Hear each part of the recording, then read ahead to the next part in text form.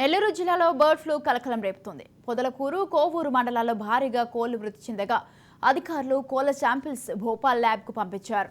కోళ్ల మృతికి బర్డ్ ఫ్లూనే కారణమని నిర్ధారణ కావడంతో పశుసంవర్ధక శాఖ అధికారులతో జిల్లా కలెక్టర్ అత్యవసర సమావేశం నిర్వహించారు. బర్డ్ ఫ్లూ వ్యాపించకుండా చర్యలు చేపట్టాలని, 3 నెలల పాటు చికెన్ షాపులు మూసివేయాలని ఆదేశాలు జారీ చేశారు.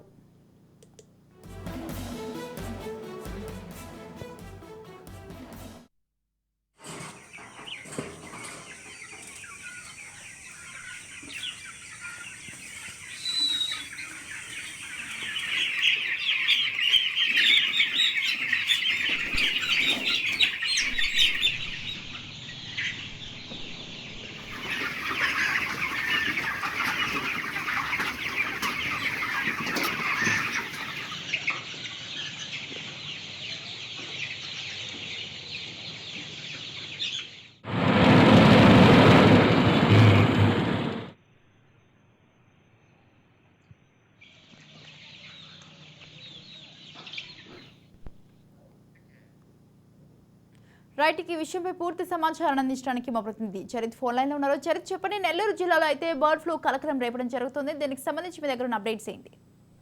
Thank you Swathi. ఏదైతే బర్డ్ ఫ్లూ అయితే నెల్లూరు జిల్లాను వణికిస్తుందని చెప్పాలి. పూర్తిగా కూడా అనేక ప్రాంతాల్లో అదైతే కోళ్ల ఫారం లో ఉండేటువంటి కోళ్లు కానీ బయట గ్రామాల్లో ఉండేటటువంటి కోళ్లు కూడా పూర్తిగా చనిపోతున్నటువంటి పరిస్థితి.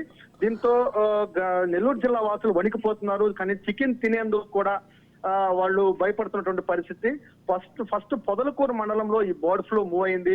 ఆ తర్వాత పొదలకూరు మండలం నుంచి ఇది కోవూరు మండలానికి కూడా ఇది పాకినట్టు తెలుస్తుంది. కానీ దీని మీద అయితే జిల్లా కలెక్టర్ హరినారాయణ అయితే కట్టుదిట్టమైనటువంటి ఏర్పాట్లు తీసుకుంటున్నారు. ఏదైతే పరిసర ప్రాంతాలు ఏదైతే బర్డ్ ఫ్లూ వచ్చినటువంటి ప్రాంతాల్లో 10 కిలోమీటర్ల రేడియస్ లో చికెన్ ని అమ్మేందుకైతే నిషేధాజ్ఞలు విధించారు.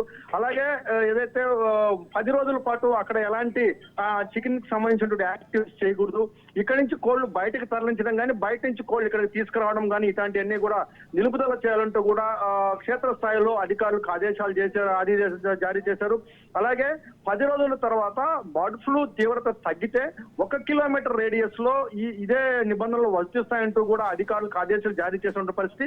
ఏది ఏమైనప్పటికీ కూడా దీంట్లో పశువర్ధక శాఖకు సంబంధించినటువంటి అధికారులను సమన్వయం చేసుకుంటూ స్థానికంగా ఉన్నటువంటి ఎవరికైనా పారిశుద్ధ కార్మికులు అలాగే రెవెన్యూ సిబ్బంది వీళ్ళందరినీ కూడా సమన్వయం చేసుకుంటున్నారు. ఎక్కడైతే బర్డ్ ఫ్లూ వచ్చినటువంటి గ్రామాలు ఏవైతున్నాయో ఈ గ్రామాల్లో పూర్తిగా పారిశుద్ధ్యాన్ని చేయడం, బ్లీచింగ్ పౌడర్ చల్లియడం, గ్రామాల్లో ఉన్నటువంటి వీధుల్లో కానీ అనేక ప్రాంతాల్లో ఎక్కడ కూడా బర్డ్ ఫ్లూకి సంబంధించినటువంటి మూవ్మెంట్స్ ఉన్నాయో ఈ మూవ్మెంట్స్ ఉన్నటువంటి ప్రాంతాల్లో అయితే పరిశుభ్రతను పాటించేందుకు గ్రామస్తులను అవేర్నెస్ చేస్తున్నారు.